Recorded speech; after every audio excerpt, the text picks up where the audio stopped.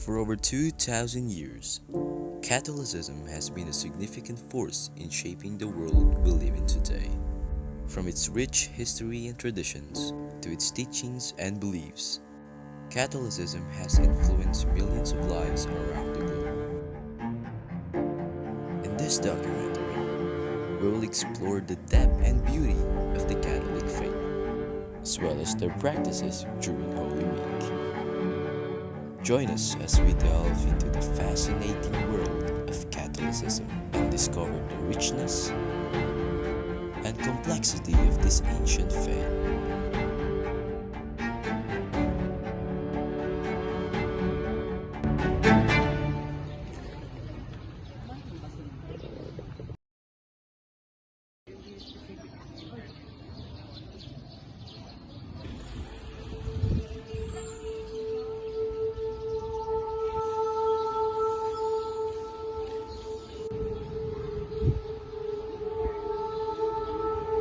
Holy Week is the most important week in the Catholic calendar. It commemorates the final week of Jesus' life, from his triumphal entry into Jerusalem to his crucifixion and resurrection. And today, we were joined by numerous altar servers who's an assistant to the priest. They will be as well our tour guides along the way. Mga suggest na po, di ba? Pangalan po muna. Ano po? I am Carlos Roy Titante po. I'm Owen Clemente. I'm Christine Mendoza. So, kailan po kayo naging sa Kristan? Last year lang po. Actually, magwa 1 year pa lang po kami in April 14 po. April 14. Magkabatch sila. Ako naman, December 15, 20. So, ano po yung mga events na ginagawa nyo na nakasanayan? Sana, advance. Lahat. Mga Halos lahat po kasama po kayo. Oo, tulad dito sa Holy Week talaga din. Marami kami ginagawa. Nag-aasikaso ng mga PG, kanari gano'n. Sa rules naman po ng church, ano pong experience mo doon? Rules ng church as a whole or yung rules ng sa ministry ng altar server? Well, kung pwede po both. Sa altar server kasi meron kaming constitution and bylaws. Tapos sa rules nun, syempre yun ang kailangan ng mga servers mag-act as servers na hindi lang sila servers. Kasi sa simbahan, kailangan kahit nasa labas sila.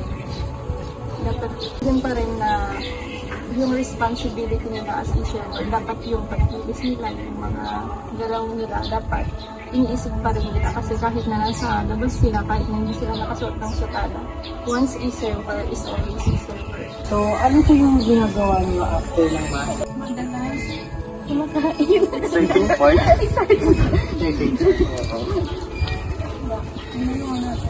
Mas kukulitan kami, nagbabanding kami. Yung iba ba, hindi kami umuwi kaagad talaga. Minsan naghahatiran pa kami sa mga bahay. Talagang merong brotherhood and sisterhood. So, yun lang po ate, kuya. Ba't parang ako lang sumagot? Hindi kayo nagsalita. After the get-to-know interview, we asked if they could show us around the church, and they kindly agreed.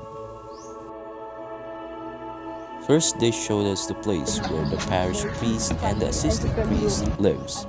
Assistant parish priest. Tapos dito naman yung bahay ni Father Fred, yung parish priest natin. The parish priest lived here for 6 years, while the assistant priest lives here for 1 year.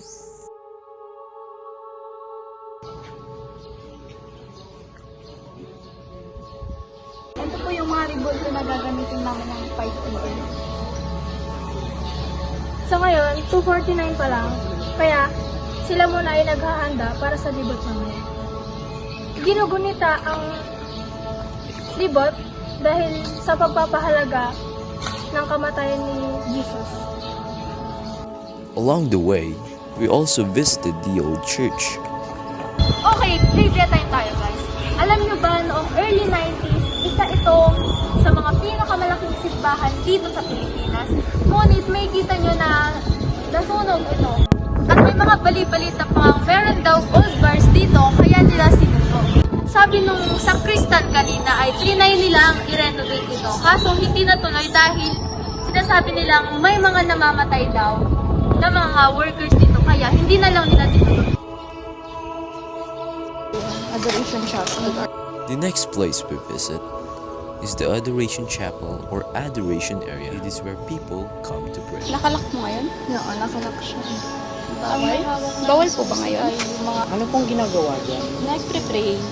Andyan yung naka-expose yung Blessed Sacrament. During the conversation, we also asked Pwede po magtanong. Yung marami po kasi kaming naririnig about sa mga rebel po. Yung bad comments nga po sa simbahan. Ay, sinasabi nila na bakit sinasamba daw Yes ng po. mga rebulto. Hindi naman kasi sila rebulto talaga. Di ba iba yung rebulto sa representation lang. Tsaka sila talagang, di ba sabi, nabuhay sila before na witness nila yung goodness ni God. Yung way lang ay kasi syempre sila Parang representation lang po sila. representation. So marami din po kayo talaga naririnig about sa ganun. and now we're down outside. We are now heading inside.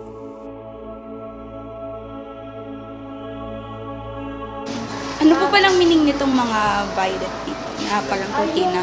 Season. Meron kasi tayong liturgical colors na depende siya kung sa anong season. Kapag ordinary time, green. Kapag Advent and Lent, purple. Kapag Christmas, pwedeng white or gold. Tapos, kapag Christ the King, red. Tinataksan sila kapag Bakit po sila tinatapan? In the church, we also saw the confession room.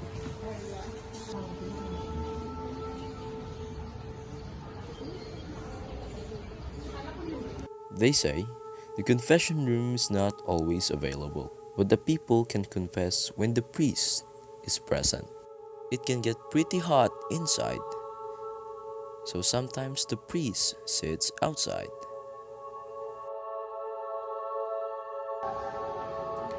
We were curious on how the church looks from above. That's why the altar servers invited us upstairs.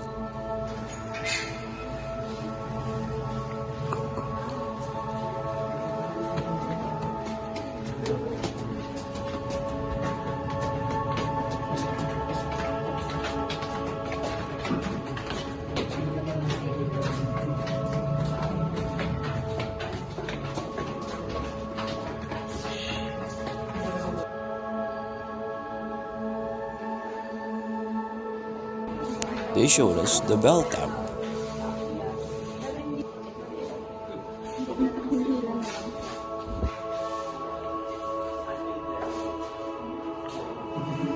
And the choir room.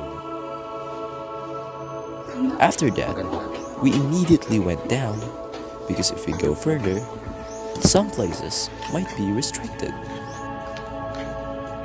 While we're inside of the church, we were amazed by the aesthetic appearance and the architectural designs of the church.